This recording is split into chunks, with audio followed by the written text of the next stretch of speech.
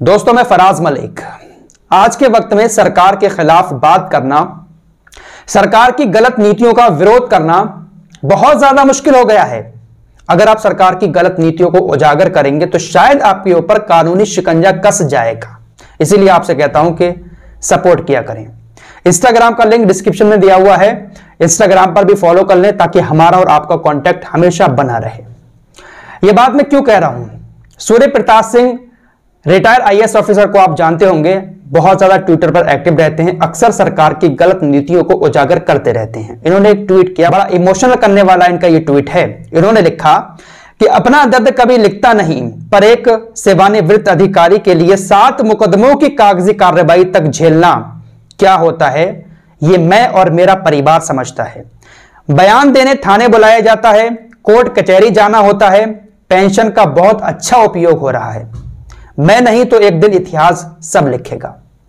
इनके ऊपर 7 मुकदमे चल रहे हैं और मुकदमे इसलिए चल रहे हैं क्योंकि ये सरकार के खिलाफ अक्सर ट्विटर पर उनकी कमियों को उजागर करते रहते हैं। तो उन्होंने बड़ा इमोशनल होकर ये ट्वीट किया है कि मेरी जो पेंशन मिलती है रिटायर ऑफिसर की, उसका उपयोग मेरा सारा इसी में हो रहा है।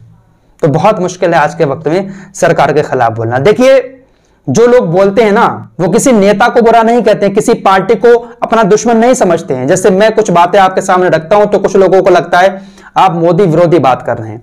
भाई, मैं मोदी जी का विरोध नहीं करता हूं, लेकिन कुछ उनके कस्में, वादे, उनकी जो पुरानी बातें हैं ना, वो मैं आपके सामने रखने की कोशिश करता हूं। लेकिन कुछ लोगों को लगता है कि जबरदस्ती मोदी विरोधी बात कर रहे हैं। आज बात करेंगे नोटबंदी के बारे में। थोड़ी सी याद आप लोगों को दिलाना चाहता हूं।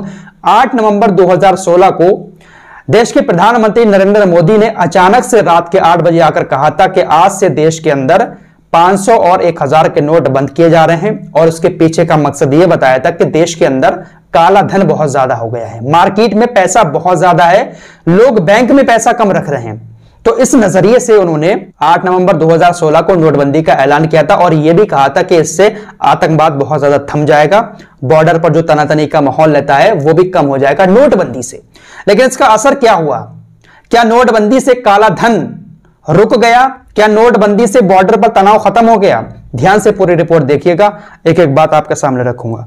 दोस्तों, 8 नवंबर 2016 को जब नोटबंदी का ऐलान किया था तो उस वक्त भारत का जो बाजार है, मार्केट में 17.74 लाख करोड़ नोट फैले हुए थे।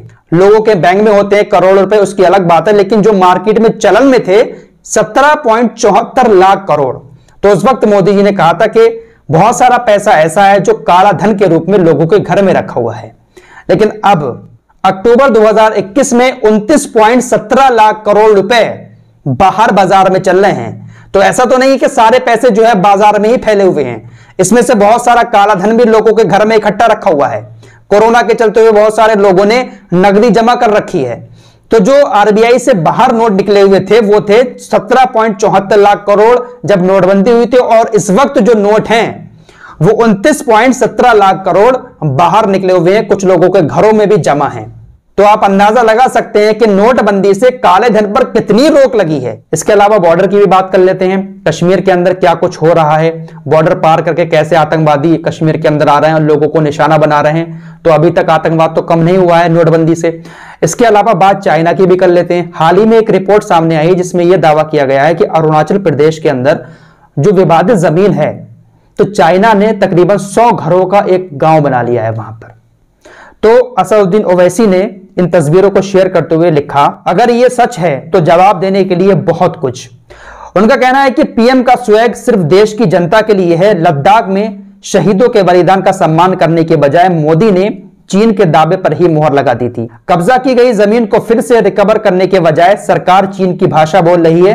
मोदी ने अभी तक एक बार भी चीन का नाम नहीं लिया है। ओवैसी ने मोदी को कमजोर पीएम बताया। वाकई में यह बात सही है कि मोदी जी के मुंह से कभी भी चीन का नाम नहीं निकलता। चीन को लेकर कोई कड़ा रुख उनकी तरफ से नहीं दिखाया जाता। पाकिस्तान को लेकर तो बहुत सारी बातें होती हैं, लेकिन चीन को लेकर शायद ही कोई बात होती होगी। आपको मोदी जी की वो बात भी याद दिला दूं कि जब लद्दाख के अंदर वो सब हुआ था तो उस वक्त भी मोदी जी ने कहा था कि हमारी सीमा में ना कोई घुसा है ना कोई आया है। इस तरीके की बातें उनकी तरफ से कही गई थी। तो ओवैसी ने प्रधानमंत्री नरेंद्र मोदी के ऊपर यह निशाना साधा है। चलते चलते एक और मजेदार बात आपके सामने रखना चाहता हूं। अमेरिकी data intelligence firm the morning consult, इसने दुनिया के तमाम बड़े बड़े नेताओं को लेकर एक सर्वे किया जिसमें प्रधानमंत्री नरेंद्र मोदी सबसे ज्यादा पॉपुलर निकले। प्रधानमंत्री नरेंद्र मोदी को पहला नंबर दिया है पॉपुलैरिटी में। पूरी दुनिया में नरेंद्र मोदी सबसे ज्यादा पॉपुलर है। आज सुबह जब ये सर्वे सामने आया तो मीडिया ने इसको इतना बड़ा चढ़ाकर दिखाया कि देखिए मोदी सबसे ज्यादा पॉपुलर है पूरी दुनिया में। अमेरिका की एजेंसी ने पहले नंबर पर उनको रखा है पॉपुलैरिटी के मामले में। बड़ा चढ़ाकर दिखाना शुरू कर दिया और इस रिपोर्ट को बहुत अच्छा बताया। लेकिन वहीं अमेरिका की अगर कोई एजेंसी भुखमरी पर कोई रिपोर्ट पेश करती है और भारत की हालत को खस्ता बताती है तो उसका बॉयकॉट करना शुरू कर देते हैं। तो आज पॉपुलैरिटी के मामले में जब ये सर्वे सामने आया तो लोगों को ये एजेंसी बहुत अच्छी लगी और मोदी जी दुनिया में सबसे नंबर 1 पॉपुलर नेता बनकर उभरे। फिलहाल इस रिपोर्ट में इतना ही। मिलते हैं एक और नई वीडियो के साथ, तब तक के लिए अपना ख्याल रखिए।